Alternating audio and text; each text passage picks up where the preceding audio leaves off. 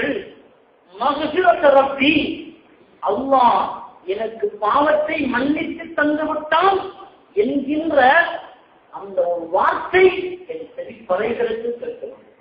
அதுதான் எனது இறுதியாகும் என்கிறார். உடனே ஜிப்ரீல் அலைஹிஸ்ஸலாம் அவர்கள் பூமிக்கு விஜயம் செய்கின்றார்கள். நாயகத்திடத்திலே அல்லாஹ்வுடைய ஸலாத்தை எட்டி வைத்தவர்களாக, யா ரசூலல்லாஹ், அல்லாஹ் உங்களுக்கு சொல்லுகின்றான், لو أن عبدي لو أتاني بقراب الأرض ذنبا لأتيته بقراب المغفرة. என்னுடைய அடியார்கள் உலகத்தில் இருக்கக்கூடிய மண் அளவு நிறைக்கப்பட்டு பாவங்கள் செய்திருந்தார். உலகத்தில் எவ்வளவு மண்ணை எழுதி பார்க்க முடியுமா? இல்லை. அந்த அளவு பாவம் செய்த என்னிடத்தில் வந்தாலும் அவர்களுக்கு நான் மகவிரத்தை என்கின்ற பிழை உரத்தை கொண்டு நான் அவர்களுடைய பிழைகளை பொறுத்து விடுவேன். அவர்கள் என்னிடத்தில் பிழை பொறுத்து தேடினான். சஹலபாவினுடைய பிழையை அல்லாஹ் பொறுத்து விட்டான். ஆகவே அல்லாஹ் இதை சொல்லுமாறு எனக்கு சொன்னான். ஸல்லல்லாஹு அலைஹி வஸல்லம் அவர்கள் சஹலபா ரலியல்லாஹு அன்ஹு அவர்களுக்கு கிடைத்த இந்த நற்செய்தியை அவர்களுடைய செவிப்பறைகளுக்கு எட்டி வைக்கின்றார்கள். இதை கேட்ட உடனே சஹலபா ரலியல்லாஹு அன்ஹு அவர்கள் தன்னை தான் அறியாமலே சத்தமிட்டு அழுது அந்த இடத்திலே தன் உயிரை மாய்த்து விடுகின்றார்கள். இன்னா லில்லாஹி வ இன்னா இலைஹி ராஜிஊன். இவர்கள் மரணித்த உடனே ஸல்லல்லாஹு அலைஹி வஸல்லம் அவர்களும் அவர்களுடைய தோழர்களும் குளிப்பாட்டி கபனிட்டு அடக்கம் செய்கின்றார்கள்.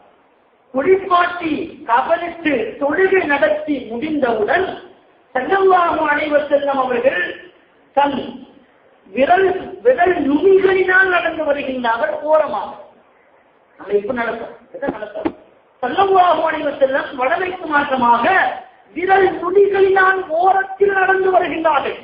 சஹாபாக்கள் பார்க்கின்றார்கள். அற்புதமாக ஆச்சரியமாக இருக்கின்றது. வடமைக்கு மாற்றமாக இருக்கின்றது.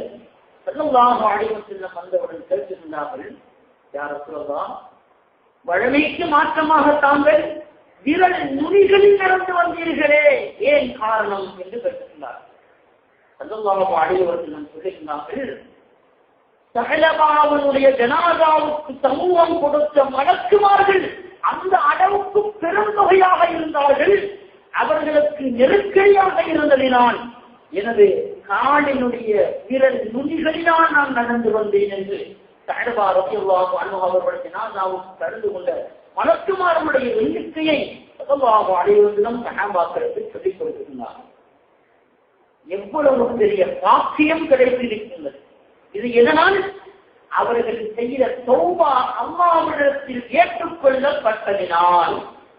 தான் செய்த தவறு சிறியதாக இருந்தாலும் அந்த தவறின் மூலம் தன் தலைக்கு மேல் ஒரு மலை இருப்பதை போன்று, தான் செய்த தவறு சிறியதாக இருந்தாலும் தான் தலைக்கு மேல் ஒரு மலையை சுமந்திருக்கின்ற என்ற உணர்வினால் ஸஹலபா ரலியல்லாஹு அன்ஹு அவர்கள் மன்னித்து அல்லாஹ்விடத்தில் மன்றாடினார்கள், அழுதார்கள், உள்ளத்தினால் அழுதார்கள், வேதனை அடைந்தார்கள்.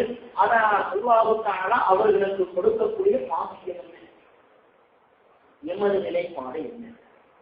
நாம் இங்கே இருக்கக்கூடியவர்கள் எல்லாம் உத்தமர்களா? பாவம் செய்யாத புண்ணியவர்களா?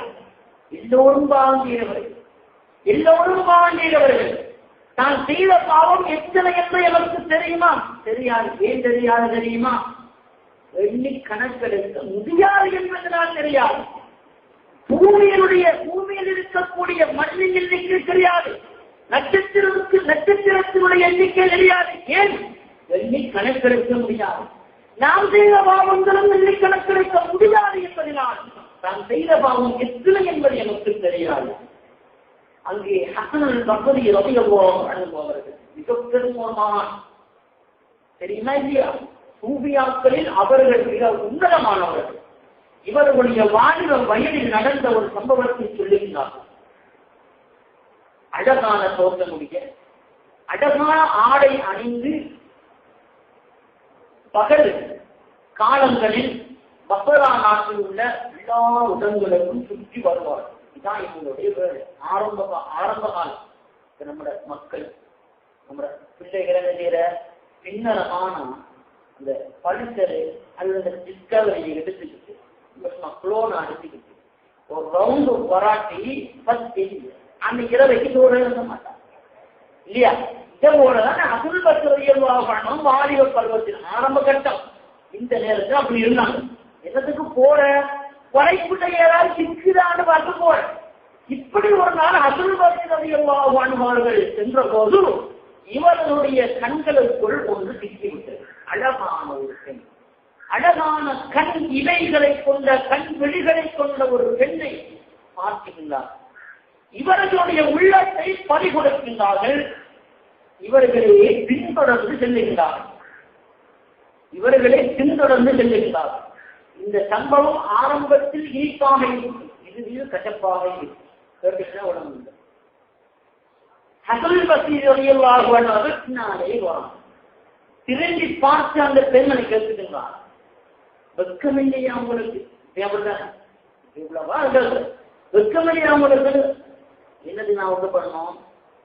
எல்லாவற்றையும் அறியக்கூடிய அல்லாஹ் நீ செய்யக்கூடிய இந்த பாவச் செயலை பார்த்துகின்றான் என்கின்ற வெக்கம் உங்களுக்கு இல்லையா என்று கேட்டவுடன் அசலுல் பஸ்ரி ரலியல்லாஹு அன்ஹு அவர்களுக்கு முகத்தில் கேட்டவுடன் உள்ளத்திலே ஒரு தாக்கம் ஏற்பட்டது.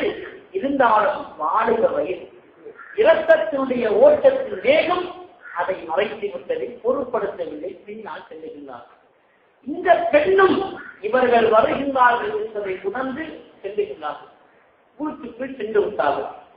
அசுல் பஸ்ரி ரலியல்லாஹு அன்ஹு அவர்கள் வீட்டு கதவில் நின்ற போது அந்த பெண்மணி வீடு வரைக்கும் வந்துவிட்டு ஏன் திரும்பி செல்ல போகின்றாய், வீட்டுக்குள் வா என்று அழைக்கின்றார்.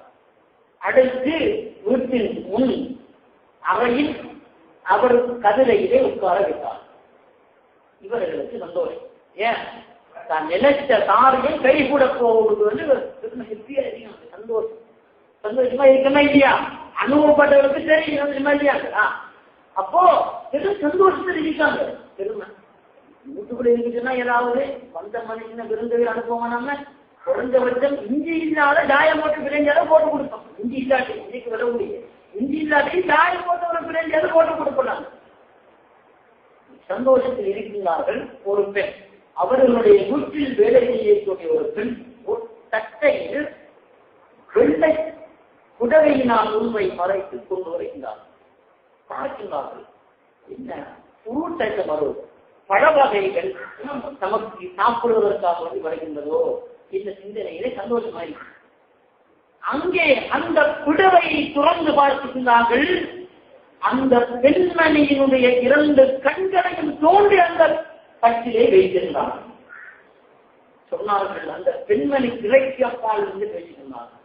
எந்த கண் விழியினால் நீ ஷைத்தானுடைய வலைக்குள் அகப்பட்டாயோ அந்த கண் விழி எனக்கு தேவையில்லை. இதோ நீ வைத்துக்கொள். இதில்தானே நீ மயங்கினாய், இதில்தானே நீ தவறினாய், இதில்தானே நீ அடி சறுக்கினாய். அந்த கண் விழி எனக்கு தேவையில்லை, கொண்டு சென்று விடு என்று சொன்னார். முகத்தில் அடித்ததை போன்ற அசுல் பஸ்ரி ரலியல்லாஹு அன்ஹு அவர்கள் தடுமாறுகின்றார்கள், திண்டாடுகின்றார்கள். தன் வீட்டுக்கு வருகின்றார்கள். நிம்மதி இல்லை. தன்னால் அழகான பெண்ணினுடைய கண்கள் போய்விட்டதே என்கின்ற ஏக்கம், அழகுள்ள பெண்ணினுடைய கண்கள் பறிபோகிவிட்டதே என்கின்ற தாக்கம் இவருடைய உள்ளத்தை மீண்டும் உறுத்தியது. அன்று இரவு உண்ணவில்லை, உறங்கவில்லை, விழித்திருந்து அழுது கொண்டே இருக்கின்றார்கள். விழுந்தவுடன் முதலிலே இந்த பெண்ணிடத்து சென்று தாம் தௌபா செய்வதற்காக வேண்டி, அந்த பெண்ணிடத்தில் தான் செய்த தவறை உணர்ந்து மன்னிப்பு கேட்பதற்காக வேண்டி வீட்டை நோக்கி செல்லுகின்றார்கள். அங்கே சென்ற போது அயல் வீட்டார்களும் அண்டை வீட்டார்களும் உற்றார்களும் சுற்றார்களும் கூடி அங்கே இருக்கின்றார்கள்.